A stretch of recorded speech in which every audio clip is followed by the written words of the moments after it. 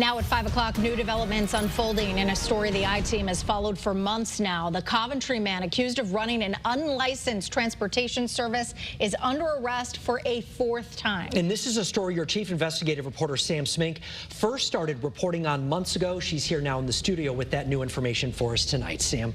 Mitch Cloder is once again facing charges for failing to pay customers back for prepaid rides. We began looking into Cloder 9 months ago. Since our first story aired, Cloder has been arrested multiple times. This is Cloder's most recent mugshot. South Windsor police charged him Friday with 2 counts of larceny and 2 counts of illegal operation of a livery motor vehicle without a permit.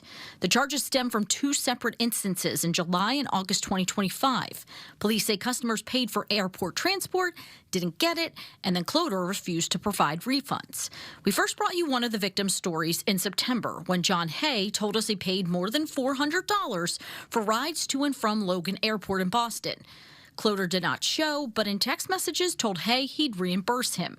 That never happened. The I-Team discovered in September Cloder did not have a license or permit to operate his business, Eastern Rentals and Transportation.